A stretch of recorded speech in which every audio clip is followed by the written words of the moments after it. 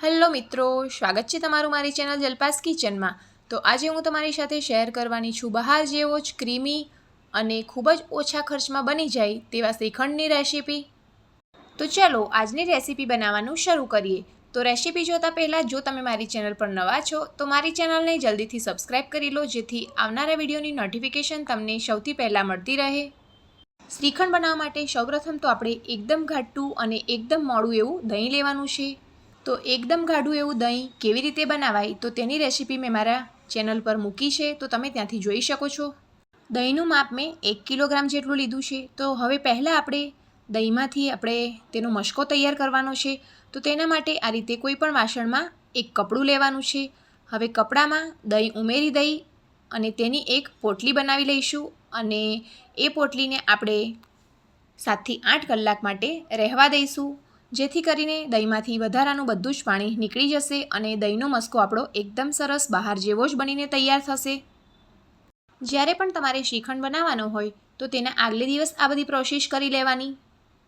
હવે દહીંને આપણે કપડામાં ઉમેર્યા બાદ તેની એક પોટલી બનાવી લઈશું। દહીંનો મસ્કો બનાવવા માટે બને ત્યાં સુધી કોટનનું જ કપડું લેવું। તમે જોઈ શકો છો કે દહીંમાંથી આ રીતે પાણી અલગ પડે છે। તો જ્યારે પણ આપણે પોટલી બનાવી અને 7 થી 8 કલાક માટે રાખીશું તો તેનું વધારાનું પાણી બધું જ નીકળી જશે અને આપણો મસ્કો સરસ તૈયાર થઈ જશે। હવે આ પોટલીને તમે નળ ઉપર પણ લટકાવી શકો છો, જેથી કરીને બધું જ પાણી નીતરી જશે। અને એવું ના કરવું હોય તો આ રીતે તપેલી ઉપર એક કાણાવાળું વાસણ મૂકી અને એ વાસણમાં આ રીતે પોટલી મૂકી દઈશું। ત્યારબાદ મોટી એવી ડીશ લઈ અને આ વાસણ ઉપર ઢાંકી અને તેના ઉપર કોઈ પણ વજનવાળું વાસણ આ રીતે રાખી લેવું। વજન મૂકવાથી બધું જ પાણી નીતરાઈ અને તપેલીમાં પડી જશે। 7 થી 8 કલાક બાદ આપણે ખોલીને જોઈ લઈએ તો તમે જોઈ શકો છો કે દહીંમાંથી એકદમ સરસ પાણી બધું જ નીતરાઈ ગયું છે। તમે જોઈ શકો છો કે કેટલું બધું પાણી નીતર્યું છે। હવે આપણે મસ્કો બન્યો છે કે નહીં તે ચેક કરી લઈએ। તો દહીંમાંથી બધું જ પાણી અલગ થઈ ગયું છે અને આપણો મસ્કો એકદમ પરફેક્ટ બનીને તૈયાર થયો છે। હવે આ તૈયાર થયેલા મસ્કાને આપણે એક ચાળણીમાં કે ગળણી વડે ગાળી લેવાનો છે। અને એવું ન કરવું હોય તો તમારે એકદમ પતલું કાપડ હોય કોટનનું, તેના પર પણ આ મસ્કો ઘસી અને તમે ચાળી શકો છો। અત્યારે હું આ રીતની એક ગળણી છે તેમાં ચમચા વડે મસ્કાને ઘસી લઈશ। ચમચાને થોડું વજન આપતા જઈ અને આ મસ્કો આ રીતે ઘસી લેવાનો છે। તો આ રીતે ગળણીમાં, ચાળણીમાં કે પછી કાપડ પર મસ્કો ઘસવાથી એકદમ ક્રીમી શ્રીખંડ આપણો ગળાઈ જશે। આ શ્રીખંડ ખૂબ જ ઓછી મહેનતે અને ખૂબ જ ઓછા ખર્ચમાં તૈયાર થઈ જાય છે। તો આ રીતના મસ્કાને ગળણીમાં ગાળી અને તમને બતાવી દઉં કે કેટલો ક્રીમી મસ્કો આપણો બનીને તૈયાર થયો છે। તો હવે તમે જોઈ શકો છો કે મસ્કો આપણો એકદમ સરસ ગળાઈ ગયો છે અને એકદમ ક્રીમી પણ દેખાઈ રહ્યો છે। તો આ રીતે આપણે બધા જ મસ્કાને ઘસી લઈશું।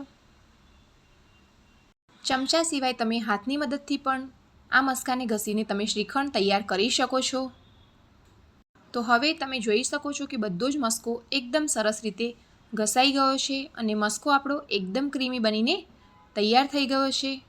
તૈયાર થયેલા મસ્કામાં આપણે 1 ચમચી જેટલો ઇલાયચી પાવડર ઉમેરીશું।